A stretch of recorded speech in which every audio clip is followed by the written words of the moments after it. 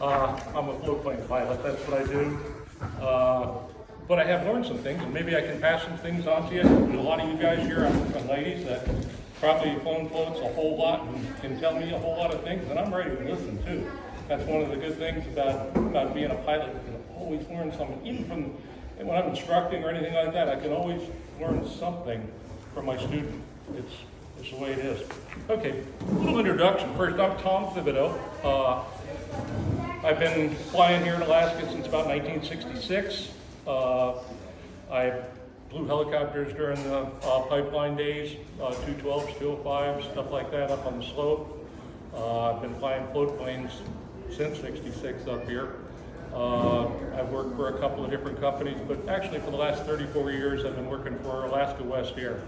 And we're a 135 operator down in the Kenai area. I've been the chief pilot down there, still am, the check airman, which means that the FAA blessed me to give the other guys check rides and stuff, which helps out a lot. Just makes things go quicker. It doesn't make it go any easier, but it's always a lot better if a check airman, you're the guy that's giving me a check ride. I've actually had check rides for people that have only been sitting in the plane for like 20 minutes and have never been in one before. So it's much better if you're with somebody that knows the airplane, and it's also good because I can watch the guys every day when they're flying, I can see if any bad happens when I'm coming up or anything like that. But getting on to it here, like I say, I've mostly flown beavers and otters, turbine beavers, turbine otters.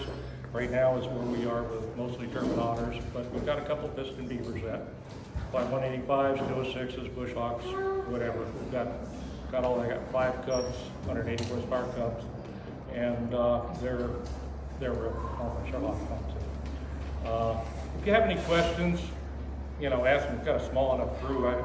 My talk kind of meanders around this way and that, and I'm always ready to go diverging off this way, But my glasses on so I can see my nose stuff. It's getting older. Okay.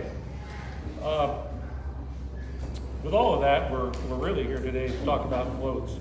A couple things if you're new to flying floats, and some of the younger ones around here, or maybe some of the older ones too, don't know much about it, but I'm just going to press this book here. You've probably seen, if you're in aviation, you've seen that, especially for wheels, there's all kinds of books, all kinds of thick books about learning how to fly them. The FAA came up with this one. It not only covers everything you need to know about float flying, but flying helicopters on floats and skis. And if you believe that, because although I'm going to talk about floats today, I do a lot of ski flying, and ski flying is more, there's a lot more to know on skis than there is on anything else as far as I'm concerned with flying. This is also a pretty good one. I get a lot of entertainment from it. It's everything you want to know about Edo floats. And I was looking through this one day and found out that the type certificate for a Cherokee 180 allows me to put it on floats without any STC or anything. It's type certificated for it. And I have a Cherokee 180, so it's going on floats. That's my latest project. It's going to be different. I can't wait to come in here and say, yeah, I'm coming in like that. They say, okay, you're going on the strip. No, on the water, It'll be interesting. And anyway, just another one real quick. I was just reading here a little bit ago that a Comanche 260 is also certificated. Type certificate says you can put it on floats. But whatever, that's unusual stuff. Okay, a CFI, if you're thinking about getting a float plane rating, any CFI can kind of take you out and check you out and teach you about it. You're still going to have to take a practical test and on it with somebody that can give you that, basically a DME or the FAA or whatever. But it's really good, I think, to go to a place, there's a couple of them around that really specialize in float flying, rather than just having somebody that flies floats that happens to be an instructor and stuff like that. Just my thoughts on that. But what makes it different? Wheels are wheels, any way you look at it, there's differences a little bit. You got to the wheel in the back or the wheel in the front. But when you get on floats, it's all different, The runway's moving, and a lot of times, if you're landing on rivers, you land at waves, you hardly ever see waves on runways, When you're coming on wheels, earthquake maybe. But on floats, you're gonna see waves of all different sizes and whatever, so that's all just stuff to consider. Floats too are made, it's an interesting subject just to get in and learn about floats. I've done a couple little accident investigations and where I've talked to pilots about, what kind of floats are on the airplane. Metal ones. You should know. There's lots of different manufacturers. Like I said, Edo, Whitline, Aeroset, PK, Bauman, Aqua are just a few. But they're all different. And then they become different when they go on different airplanes. You can have the same float on a number of different airplanes, and it's going to perform a little bit differently on each airplane. And that can be a factor of the spreader bars, how the struts are set up. I was talking to a friend of mine not too long ago that he's into tailorcrafts and stuff. And I didn't realize there's a lot of tailorcraft guys out there that kind of, oh man, I can make it perform a little better by shortening this front struts or doing this or whatever. They change things. I don't know how legal any of that is, but they do it. So if you're looking for an airplane, know what you're getting and know what it should be and go out and measure the struts and whatever. It might be a great performer, it might not be totally legal. If that doesn't make any difference to you, performance is what counts, then that might be okay, I guess. Not from a standpoint of the FAA or anything like that, but if you want to have it, that's important for your insurance and everything else. Sometimes the same floats, like I say, on a different aircraft will be completely different. We have a Bush Hawk that we put on Aeroset 3400s, and holy mackerel, it really didn't perform. And I know other guys that have got those that do perform. And we never really did figure it out. Our way to do it was, we really need another wheel plane anyway, sold floats, and the Bush Hawk is wheel plane now. It works great on the beaches. But on those 3400s, it didn't. So sometimes it just doesn't work out. Talk a little bit about pre-flight. I start my pre-flight from like when I'm driving to the dock. You can see you can see your airplane from distance away, you see how it's sitting, you can tell if one wing's a little bit low, you can just see, you should know what it looks like from a distance, and when you come, that gives you an idea of what you're going to be checking for, many of the things. But when you get in close, you want to check, of course, your float attach fittings for corrosion, flaking. There was a point there many years ago, early Beaver stuff and whatever, when they did a lot of heat treating on aluminum fittings. Intergranular corrosion is something that you might not find until you actually take your plane off the floats and take the float struts off of the fittings and look at it. And we actually had one that, that Beaver had been on floats for a long time, sat up on the shore. At the end of the day, one year, at the end of the season, we decided to take it off. We found where they were attached, there was a lot of intergranular corrosion right underneath it. And it could have cracked and broken at any time. It's not something you want to happen. At any rate, you want to look for any nicks, cracks, deformation of bolts. Another one that can happen if you leave your aircraft on either wheels all the time or floats. Every once in a while, pull the bolts and take a look, see how the gear is what's holding it on there. Then you want to go around and look at your water rudders. You want to look at the water stops. As far as when the water rudders turn, is anything getting ready to break there? You want to check the cables, the pulleys. Do all the pulleys, actually turn? Or are they just kind of cables sliding in it, the little ferrules that they should be movable and they shouldn't be worn all the way through, because if they start wearing all the way through someplace, it's going to start wearing cables. You want to check the pump outs. You want to pump. When you pump them, you should know what they sound like. Get to know your airplane. If you've got, you should always get, I'd like to get a little something, there should be a little condensation in there. If you pump them, you think, oh man, this one's good, there's nothing in this float. It could be that your little tube going down the bottom's got a nice crack in it, and you could have a lot of water in the bottom, and it's just sucking air through the crack in the tube. Another thing about tubes, when we're talking, most people replace the metal tubes, they go down the bottom of the float, the lowest spot in that chamber, and it goes into a little round piece that holds it there. And A lot of people have replaced them with garden hose and stuff, because garden hose you can change every once in a while. Who knows if you can get the metal tubes that go down. But garden hoses have got their own problems. Begin with, when a lot of people put them in, they put them right down where they want to get it right on the bottom where it's going to, suck that last ounce out. You know what? Last ounce in there can stay in there.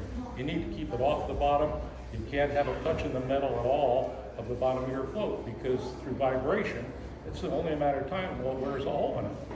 And also, garden hoses, as they age, are going to get harder, and then it's going to wear it even faster. And so, yeah, everyone, you don't have to pull the, and if you haven't got pump outs, you want to open the lids up, of course, pump it that way and check the inside. But if you've got pump outs, you still want to pull the lids out, if not every time, fairly often, to kind of get a feel for what you want to know everything you can about your floats, how your whips have cables inside and stuff like that, and makes it a little hard to inspect whip lines sometimes, but they need to be all inspected at some time, not just your annual. You should, as a pilot, should be checking things out as best you can every so often with that too. Probably not, you're not going to pull it apart to check it every pre-flight, but sometimes. You want to check, of course, your balls for the pump outs, make sure that they're there, and if they aren't all there, put the ones that are there towards the back usually, because when you load up, you don't want to, those are the ones that need the balls the most, because you're going to step on your float, 2,000 smaller floats like that, step on it, and it goes underwater up the balls. So you want to make sure that those are all there, and that they're not all cracked up and whatever, they're cheap enough. You want to look at the float barrels, cracks, loose rivets, security of just everything, all your little attach points, just everything. If you see any little black streamers coming back from rivets and stuff like that, you might want to take a look at it, because go to your mechanic, whatever, have them drill it out, put it in a new rivet, whatever. It's loose, it's wearing, there's vibration. Okay, then loading gear. Getting a little bit of loading gear. The pre-flight I could go on about the whole airplane, but I'm primarily talking floats right now. So we're not going to get into pre-flight and the rest of the airplane so much. Oh, one of the things I really want to check though is when I was saying cables, there's also that cable that goes across the front, that you can check your engine. And that's a pretty handy one to have up there. I know on a Beaver, I'm out there every time. You want to look at it, make sure everything is good, but you also want to check the cable. When they put them on, they're usually tight, but if you'll notice after a while, they start to sag, because guys like me walk out there to check the engine. But when they're looser like that, is when you're flying, they're moving. And where they tend to, is right when it goes around the outside of the cleat, underneath there is where they're wear. And I know myself, one morning I was coming down, I went out there to check the engine, and where did all the water come from? It was unbelievable. I was underwater. It broke right there at the cleat, and you go in the water. It was October, it wasn't fun. But at any rate, so you want to check the cable that goes across. And, I got reprimanded one time. There was a little thing about it, and they said, "Oh, going out there, boy, where the prop is, that's dangerous." Well, it's not. It can be. Make sure your mags are off before you go out there. If you fall in the water, you can grab the prop and, help yourself out, whatever. I had this picture in my mind of one of our dock hands doing that on an otter and grabbing it, and it broke, and he's there, and he just slowly, you'd think an otter wouldn't turn, but it slowly turned. We knew where he was going. It was just a matter of time until he got down far enough, and he was in the water too. It happened, and anyway, so that's something else to check. Loading gear, load compartments. That's where things like propane and extra gasoline goes and stuff like that. And also a big one is that's real popular these days is bear spray, bear repellent. It's a good idea to have that. I like to have a special container that we put that into that we can seal it. And we do bear viewing. I was just down a couple days ago, find people down in Silver Salmon for bear viewing, and guides down there carry bear spray.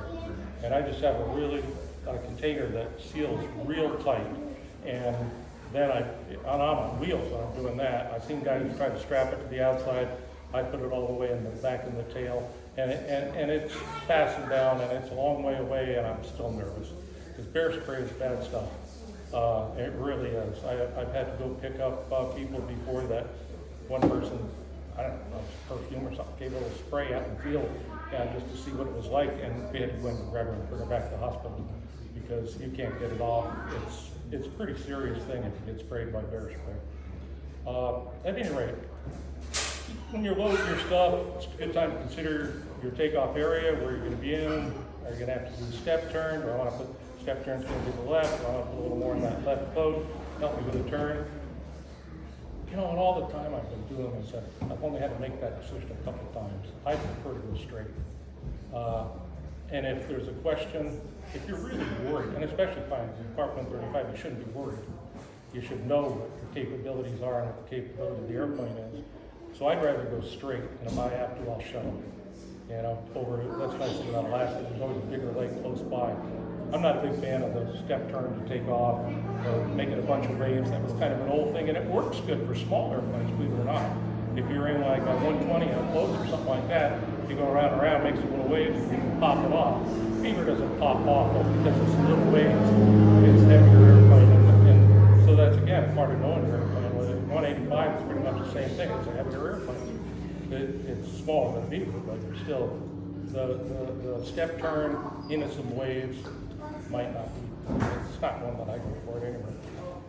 Baggage compartment. You're probably going to want to keep most of your weight forward, lighter stuff towards the back. Same thing with people, gravity enhanced people towards the front usually. That's why I look. External loads, stuff like that, canoes, they're fine. Boats, if you ever fly a boat, fly the transom forward. It might not seem like the normal thing to do, but it's what we want to do, because what it does is if the air flows back and comes back together at the nose of the boat, which is now to the back, flows over your tail surfaces. Otherwise, you're going to get disrupting air over your horizontal stabilizers in the back and your elevator, stuff like that. Nothing goes on the roof. It's not a car. So, at any rate, loading passengers. I got a question on freaking. Yeah. External load, how are you judging the weight of that? You know, where like a canoe or something like that probably balances in the center. Where are you putting that? It's kind of handy if in the old days they had beavers came with canoe racks. So you just put it right there. But actually with a canoe, what I do, you lay it up on the side and strap it very well. Canoes aren't that heavy, so as far as forward and back, it'll make sense to you. Whatever you do when you're tying a load on, you strap it on really securely. Then you tie it on really securely. And then maybe you go back and get another strap or two, and then you fly slower. You don't go real fast with it. If you got a boat on there, my thing is like 80, 85 is where I'm going to fly it. You slow it up, and same thing with a Super Cub with an exterior loader. You never try to put anything on the spreader bars. Well, I had one experience with that. That was early in the days. You don't want the spreader bars aren't used. I've seen them used for Cubs. I think, who was it? I was over to Atlee Dodges one time years and years and years ago, and he said, Tom, he wanted to get this thing made. And I said, what is it? And he goes, it's just something I want to get made. And I was going out to California. He wanted me to take it to this place down there that manufactures stuff.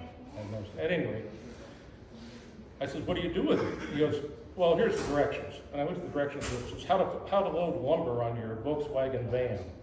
But when you looked at it, there was absolutely no doubt that it was for loading lumber underneath the Super Cub, 2-foot wide sections. That's what it was for. But he wasn't going to say that. But anyway, that was his character, and they worked, and those are still around.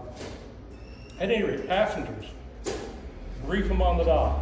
Don't get in the airplane. Don't go jump in the airplane, start taxiing out, turning around. I mean, when you're taxiing out, you've got things to watch out for.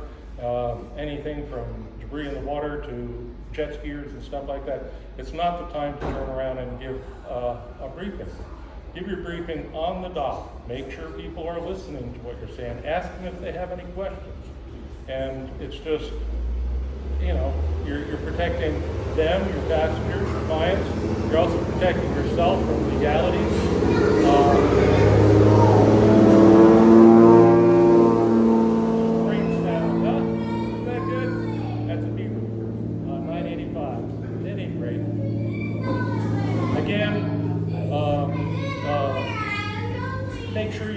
printed material, show them where it is, go through everything you're supposed to go briefing, tell them where the fire extinguisher is, have a standardized way to do it, you know? Fire extinguisher is located under the front seat. It's usual, pull the pin, squeeze the handle, point it at the base of the flame type thing. Emergency locator transmitters all the way to the back. On the dash, we have the red button there. If you ever need it, press the button.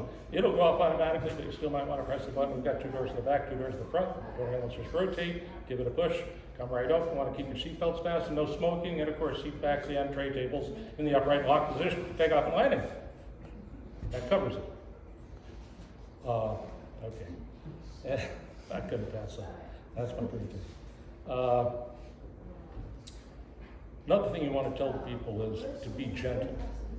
You know, you're on floats. I don't know. You don't see them as much anymore, but there used to be cleated hip boots. Cleated hip boots don't go with aluminum floats very well, or fiberglass ones. They do damage. And also, there's none of the felt bottom ones anymore because felt bottom ones can carry plants and organisms from other states that we don't want to have in our state. So make sure that I've had them take off their completed ones before, and don't be afraid to do it. I mean, you're protecting your airplane. So at any rate, that's what that's about. Tell them about the life preservers, where they are, make sure they're there. That's always a good one.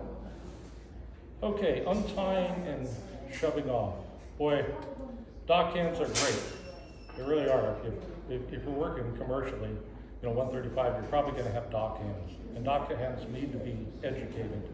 And once you get your dock hands educated to what you're going to do, they know what you're going to do, how you want to take off. You explain to them winds and stuff like that. It's kind of important because once you shove off on a float plane, you're on your own. You've got to get it started, you've got to control it. And in winds, it can be difficult.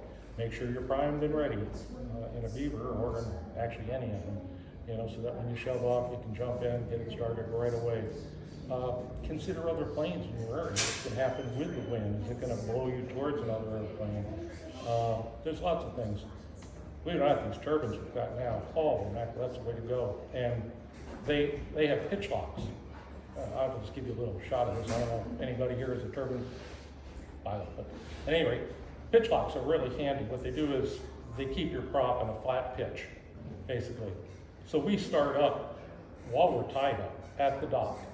And I know other companies don't like the oh boy, the dock hands might get the prop. And that's kind of old as far as I'm concerned, because when it's all shut down and you're out on the front of that float, believe it or not, you can barely touch the prop on. I mean, you'd really have to be trying, you'd have to dive towards it to touch the prop on one of those turbines. It's stuck way out there. But what it does do when you're running like that at the dock and you're tied, and our dock hands know exactly what to do. First, the front rope comes off, they've got the back, then you can take it, pull it in a little reverse beta, and it just backs up. That brings your front end around, kind of gives a signal that you take it out of beta, you start going forward, you can pull out of the dock and have complete control, and they throw the rope over the cleat, and you're on your way. If you don't use the pitch locks, like a PT6, it'll go to a flat pitch. PT6 is an engine that they use that they use in a lot of the turbine otters. But if you're in flat pitch, once you start that engine, you've got to shove it away from the dock because you can't let it'll build up a lot of momentum forward, but it does it slowly. And if the wind's trying to take you and the prop is building up, its speed, it's pulling you forward fast, but you really don't have much control. That's probably more information than what you need. Anybody do those here, turbines? Beavers or any Beaver pilots here? Okay. Turbine Beaver? Yes, the first one that was ever built. All right, with the dash 6 in it. Yeah.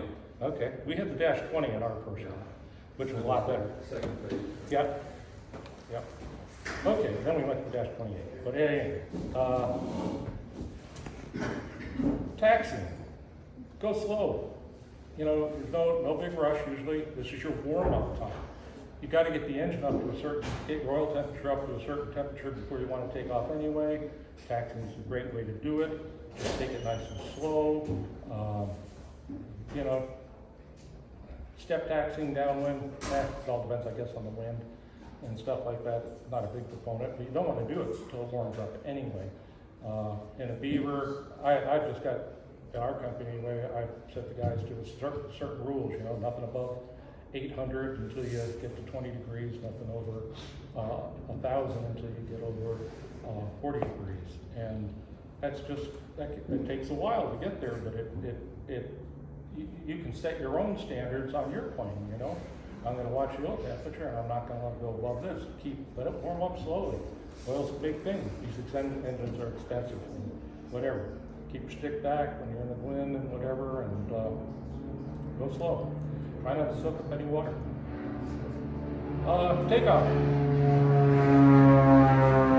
I haven't seen one here today, but I'm looking for it. Somebody had to take off with the water runners down. It used to be that you had to buy a case of beer or something like that if you were caught taking off with the water runners down. But Regal has a list of everybody, do they? or at least the other operators. Uh-huh. It's pretty fun part. Well, they bang around a lot, you know, when you do that, and it's just not a good thing to be doing, for sure. And of course, there's no advantage whatsoever. Okay, normal takeoff, of course, you're going to be in the wind. Feel the airplane. Get the trim set and take your time. With Beaver, which is something that I've probably got most of my time in, has got so much feel with the trim. That's how actually most planes are. I've also flown Pacers and Cubs and stuff quite a bit, and the trim, you can just trim it off, and that's the way you like to do it. You don't want to yank it off. You don't want to, for one thing, if you got the trim too much trim down and you're accelerating down the water in your Cub and you yank it off, you release any of that pressure, you're going back down. So yeah, if you trim it off, it's going to keep you. You can feel it a lot more. You're going to let your speed build over the waves. You're going to come on, and then you're going to come off the water nicely, and you're going to continue to climb. And especially in something like a glass of water. We'll get into that later. You can, of course, first thing again, power, accelerate, pull it back a little bit, get it up on the step, accelerate, and then trim it off. Feel the airplane, trim it. If it's real heavy, people roll to the left. That has your rotation in your engine working for you. Unless you got a PZL in there or something like that, then it's the other way. That's another type of engine, Russian and Polish. But most people, you know, will get it up on the left float and let it accelerate along and lift it off if you've got a heavy load. I see people get up on the right float. You're fighting your engine, you know, but it doesn't make that much difference unless you're heavy. It can.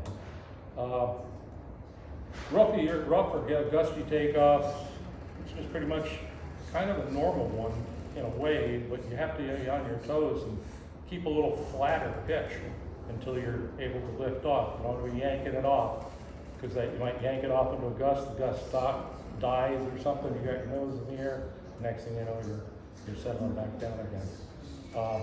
Glassy water. Again, that's one where I definitely want to trim it off, because you've got a little friction with the floats, you're accelerating down there, you trim it nose up a little bit. Now as it lifts, that friction's gone, so the nose is going to come up just a hair more, and you're going to slowly start climbing out, and there's a lot less chance of settling back onto it. If you do settle back onto it, it's usually not great. So you want to continue to climb it after a glass of water takeoff. And if you need to climb out on instruments, that's, you know, in glass of water, that's a good thing to be definitely monitoring after lifting off of a glass of water. Approaching and stuff, you want enough room to land and take off. There's lots of different techniques that you can use to measure across the lake. I won't get into that. I've never used any of them. But there are people that do that time the distance flying across the lake so they know exactly how long the lake is.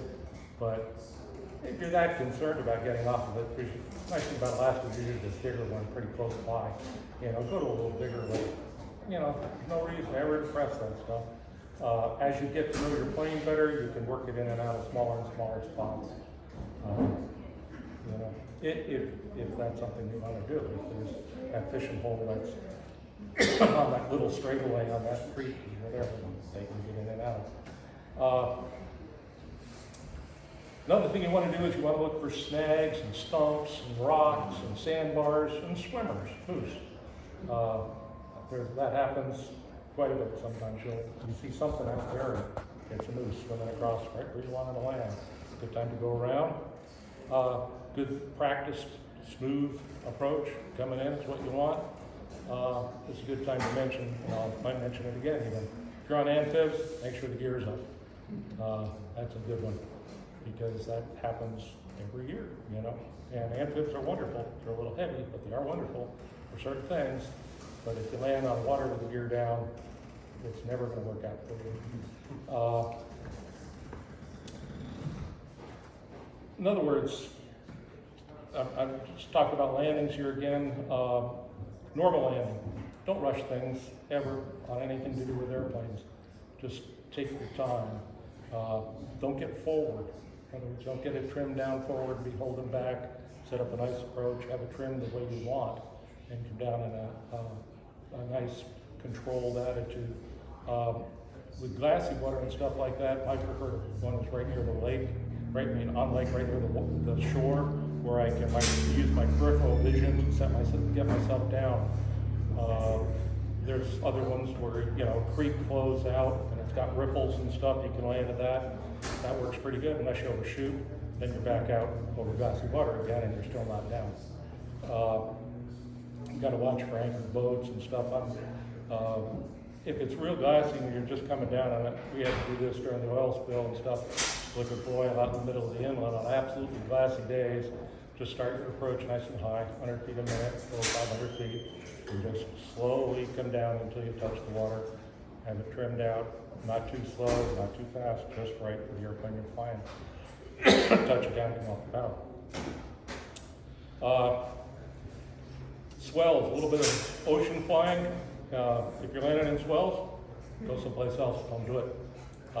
It's just, why? You know, why would you land out in the ocean unless it was an emergency? And if then you want to land parallel with the swells, usually.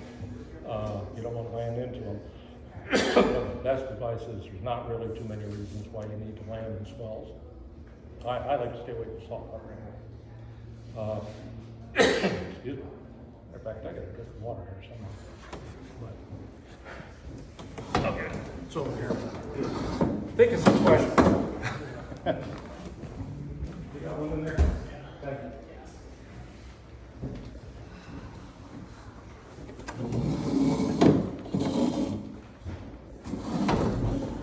Okay.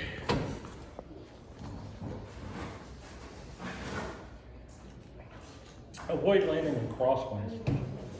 Nice thing about floats is that if, you know, you can land, most places we land, you don't have to land in a crosswind. You can land, lakes are in such a way that you can land into the wind and taxi where you want to go. I can't give you a whole lot of good advice on landing in crosswind. Sometimes you just have to do it. And I guess my thing is, if you feel comfortable in it and you feel you have good control coming all the way down, you can do it. But don't do it unless you have to. I mean, little tiny crosswinds are one thing, but if it's a fairly strong crosswind, land over the wind. You can usually do that in most places in the water. Docking. Speed is necessary for control. You know, shutting down when you're coming into a dock or coming into a beach or anything is a commitment. And because once you shut it down, you're kind of on your own. You have the momentum that you have, and then that's what you have. I'll get into more stuff like that here in a minute. And another thing, when you get into the dock and you jump out and tie it down, make sure it's tied down, not lasted. A lot of people go around the cleat one time and then go back and tie the cleat on the airplane. I like to tie the float, and then I go back and maybe tie the float, to the dock, and then come back and tie the float. You know, and that way, if the wind picks up or something changes and you're going up and down, you got crosswind or whatever, and the rope won't come off the dock and set it loose, and so we can go into some other airplane. Is everybody bored? Want to hear more? Yeah. Okay. We'll go into a little bit about river operations, which is a whole different thing. The nice thing about floats is that you got a whole lot of different things, and they're all, you know, different places you can land. And rivers for fishing and stuff like that, present their own little set of problems and fun. When you're going in to land on a river, again, you wanna make sure it's long enough. You wanna look at where it's deep. Okay, usually, if you're on a river like the Yukon or something like that, and you wanna land in there, it's a great big river, so you can land out in the middle, but that can be hazardous too, so you wanna kinda get over near shore a little bit. And if you're, why are you going there? A lot of times you're going there because there might be a village there or something like that, and if that's the case, there might be some boats out there. And if you're running boats without boards in them, that's probably deep enough. So that's just a thought. If you saw a guy with an outboard going up, he lives there, he didn't hit anything with his outboard, so you can probably get in there. You want to check the wind direction, of course.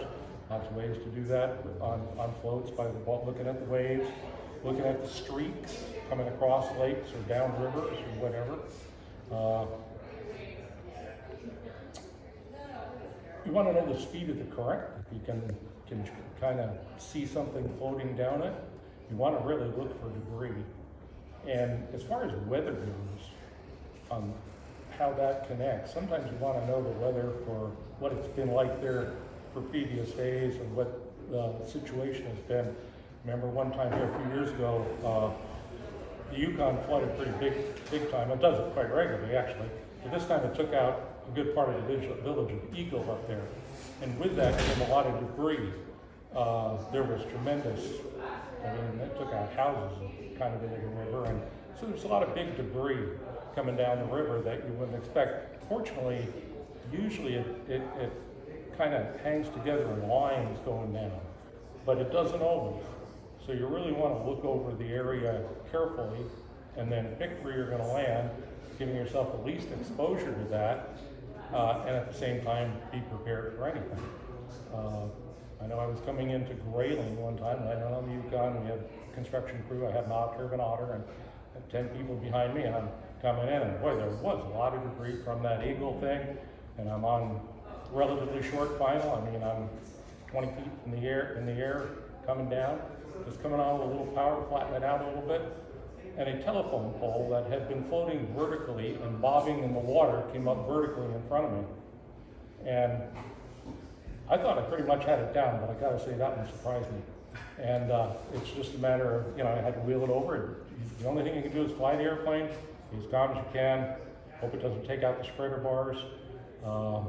And if it did, you'd have to go home because you wouldn't want to land the Yukon. But at any rate, things like that, you just have to be ready for and be able to respond to without, panic and all that good stuff. It happens. Another one that you want to check for is not only,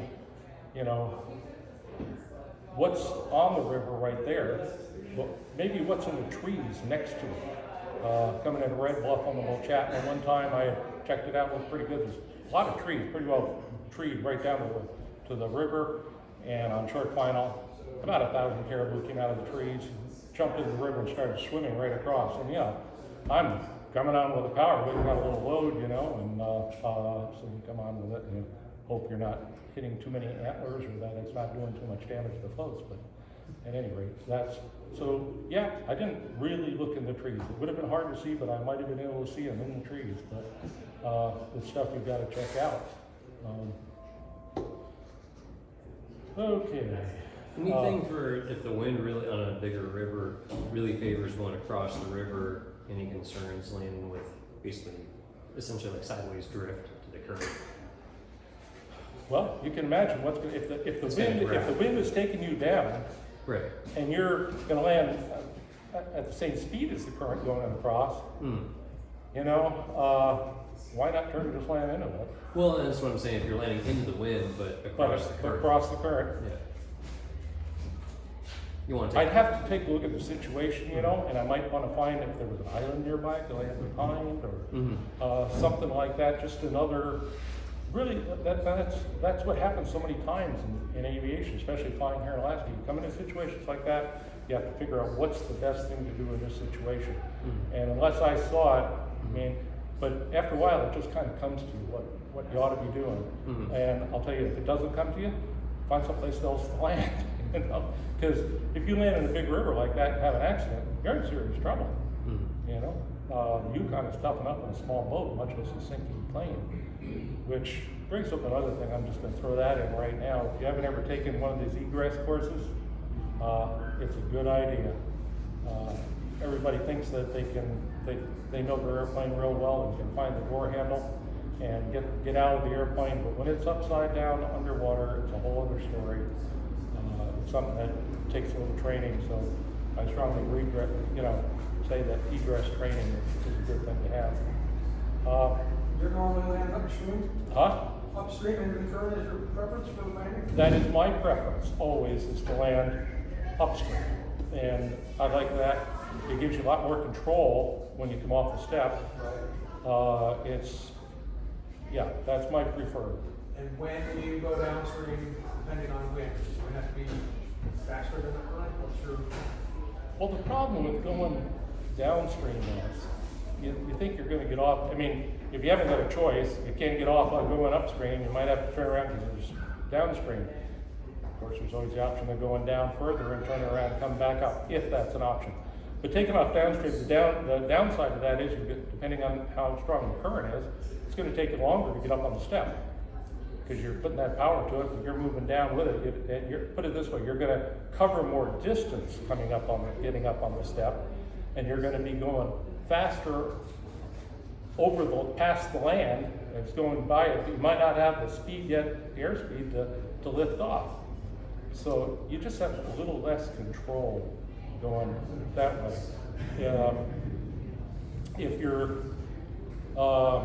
If you pull out and you're facing upwind, but you don't, upstream, but you don't, and that's the way you want to go, but you don't have enough to go. I like to do the back and forth a little bit, and get back a little ways. And then when you do have a little bit enough room, then you go. But you have, right from the get-go, you have a whole lot more control going upstream, taking off. Not that you can't, right? But that's right here.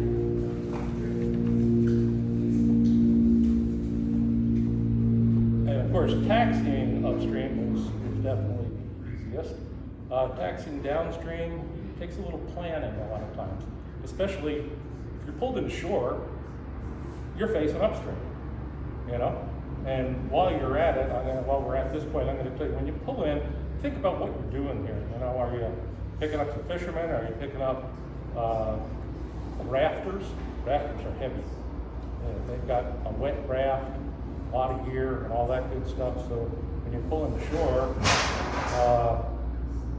you want to, hopefully, they've been trained before they were dropped off, told what to do. And they're going to grab a rope and go up and tie you off. If not, if you've got anybody with you, you have them trained to do it. But if not, you might have to hold it in with a little bit of power and use hand signals. So that's always a good one, and get them, tie it around down there. Come up with something that's obvious and show them where the rope, point at the rope and whatever. The thing is, when you're loading that gear up too, you want to just put a little bit on, move it out just a little bit forward because of the rope. And you just want to load a little bit, because if you load the whole thing up and you pulled in empty, now you're full, you're going to be too heavy to really, without grinding your float, get it off the rocks or beach, whatever you're on. So you're going to load it and slowly move it out as you do, and you're going to have one of your people trained, one of the clients, to kind of hold you off while you are stuffing stuff in the back and getting it where you want it. You load the people in, you have the last guy. A lot of times I'll start it up, and I'll have the last guy untie and come back, throw the rope back, and jump in, and off you go. So now again, if you're going to go downstream, depending on how far you have to go, you can use the back and forth motion, or you can try to turn it downstream and taxi. When you do that, that's a commitment too, because once you start around, to begin with, you haven't got as much control when you're sideways in the water like that. And of course, your propeller's going to keep trying to bring you across the river. So if it's not a big river like the Matratton or something like that, depending on where you are, you can probably do it, depending, but it's also hazardous. So you have to keep in mind and know what you're doing. I like to pull in when I'm doing a pickup like that. Hopefully we told them to be on an island or something where you can pull in on the downstream side of an island. It's like calmer. You can pull up, jump off, tie up, whatever. There's places where you can pull into little eddies that are little back washes that are nice and calm. You can load up, they're deep. And then when you come out, a lot of times the river's coming down this way and you're coming out across like that. So what happens is as soon as you hit that, your nose goes downstream. And it kind of gets you out of control a little bit. So what you want to do is come out as far to the right as you can if you're going to turn left and come into that current parallel again and just ease into it. And then you've got power you can use to come out. I'm probably getting into more detail on a lot of this than what you want, but it might be interesting to you too.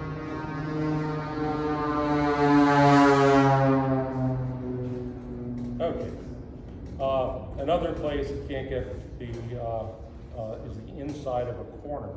Is usually a place that's usually shallower in there, deeper on the outside of a corner, but on the shallower and slower current, you can pull in and pick up somebody there if you had to too.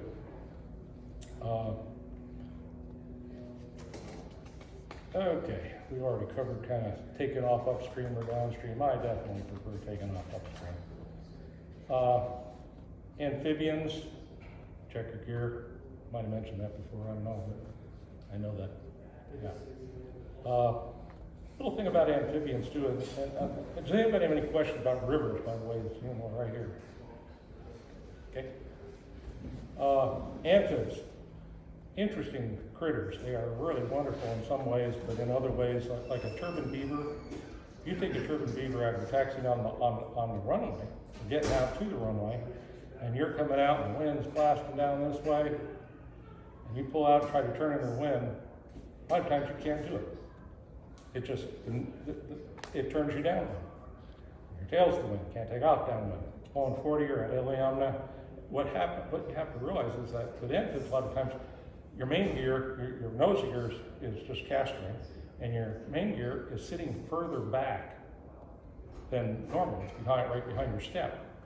And that puts a great amount, that's your pivot point, and it's putting a great amount of side skin on the side of your airplane forward. And so when the wind hits it, it tends to push it down this way, the nose downward. So that's a tough one. It's something you have to deal with as you're taxiing out. Maybe start a little bit on the right-hand side of the taxiway, working a little bit towards the left as you pull out with the runway, doing whatever you can to get out on the runway so you can take off. And if you have to taxi back downwind and turn around, just realize it's difficult. And there are cubs too with amphibs. A lot of times they respond the same way. It's just your pivot point is pretty far back. Just a quick thing too, I'm just getting to the end here. Things to have with you in an amphib, it's really handy to have some of the little light bulbs that show whether your gear is up or down. You can always swap them around, but those things burn out all the time. That's just something I found that when you're flying along and you're coming in, you want to put the gear down and you're not getting all the light you need. A lot of times it's just the bulb, and so have a little sack of those things around so you can stick in new bulbs as necessary. Another thing to have handy is gookumpucky. That's what I call it anyway. You can get it, it's a two-part stuff that you glob together underwater, and you can mix it up if you ever get a ding in your float that's leaking really bad. You've got one compartment that's full. You can fix it right then and there underwater, and then pump it out, and you can go. What brand is that? I forget what the name of it is. JD Wells makes one. It's called like Water Well. Water wells, I think. Yeah. It's like a little tube, like this big. And there's two tubes, right? I think it's just one of these. Okay. Together, but I have not had to use it yet, so it's so nice. There's another one that's a two-part thing that you mix. You can do it with your hands underwater, and it comes in two little cans about that tall. We've got shoe polish can, maybe a little bigger than that, and just reach in, grab a handful of both of them, and then mix it up underwater. Like green and white stuff? Yeah, it is. It's like OD and white. And you can slather that on there, and it becomes hard in underwater, and it's amazing how it goes on it goes forever. Gorilla Tape makes like a 4 or 5 inch wide tape now that's supposed to be waterproof on plywood water. Has anybody tried it? I'm not sure, I haven't seen that. It's Really? around, and it's gotta be 4 or 5 inches, roll, so you pull out a pretty good swatch. I think it will stick to something wet, and I haven't tried it, so I haven't heard of that, that's great. A lot of new products these days, yeah. In the old days, it was, you know, the hammer and beat it around and try to get it as close as you can. And anybody got bubble gum? Do what you can. You know, egress is a good thing to talk to the clients. It's a tough subject because if you're 135, the more you talk about scary things like that, the more scared they get. But at the same time, and it's not required that you talk too much about it other than telling them where the doors are and the life preservers. The way I approach that is some of the people, if it's family and friends that I'm taking out, I'm going to tell them what they ought to do if we ever have a problem and the aircraft is sinking. You don't want to scare your 135 clients though, so don't. And what else have I got? That's pretty much it. I got helicopter ditching, that's always fun. If you're getting a helicopter, they have a different way of doing it. You come down, you want to rotate down, come in, flare, level out, roll it on its side, and sideways. Because that blade can continue to turn when you go down, and if you come out of the helicopter, you have to go up through it. So that's why you want to rotate on its side and side. At least that was what I was told when I first started flying Bell 47s. That's what the old manual said. Again, I'm going to take this opportunity to tell everybody, remind everybody of the CTAF that's important to me, which is the one down there at Kenai for 22.7, which you want to use anytime you're west of the Kenai Airport, kind of going across the water and from across the Forelands and the Chattanooga Flats, right between the mouth of the Tuskegee River and Big River Lakes. There's like 28 landing areas. So that's a small area, a lot of landing areas, a lot of people coming in and out of there. 22.7 is a good one to let people know about. Local knowledge is always good. Anytime you're in an area, flying in a new area, talk to people from that area, get local knowledge and whatever. One of the more interesting ones I like was when I was out in my motorhome down in Florida, and we went to Tavares. They have a little fly-in there for floatplanes that's pretty neat every year. And they have some signs right there where you pull your floatplane up and caution, alligators and snakes. Thank goodness we don't have that here. I was like, ooh, I'm not a snake guy. At any rate, that's what I got. Any questions? How do you like to tie your lines on your floats? You have them there put them in the float compartment, keep one on the cleat going back, what? I keep one on the cleat in the front going back. I also keep one in the center just in case there's just one and I have to get out real quick and do it. It's like on a forward strut. Right base of the struts. Yeah. Right there, just going out, not to reach a cleat. Doesn't have to be real long. I like the front one to be longer. But yeah.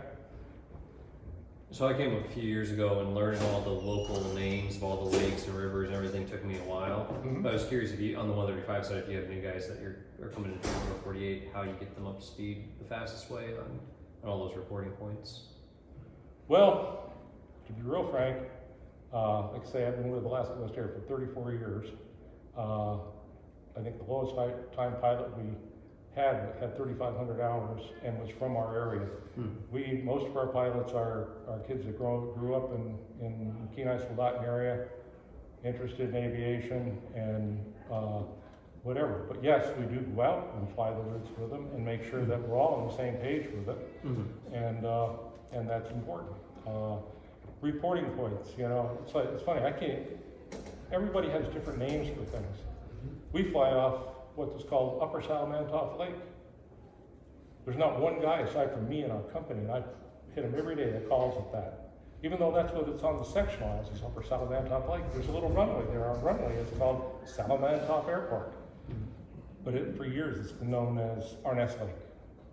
And that's what all the locals know it as, is Arness Lake. But you gotta be talking to the people that might not be from your area, And so I pitch them on, this is Upper Salamantoff, but at any rate. So yeah, and people do have, and again, Alaska's so big. When we were flying hunters out a lot over in the, you know, way down across the range, and Chattanooga, down the Nushagak, in that area. You know, there's lots of lakes down there that we put people on. In the old days, we did a lot of caribou down there, and we'd have our names for them. Well, was there a taxi right up the road, have to use some of the same lakes? Everybody had different names. There were no names for the lakes, they just named them whatever you wanted to. So that makes it tough too. Any questions? Have I bored you? Okay. Thank you. Thank you.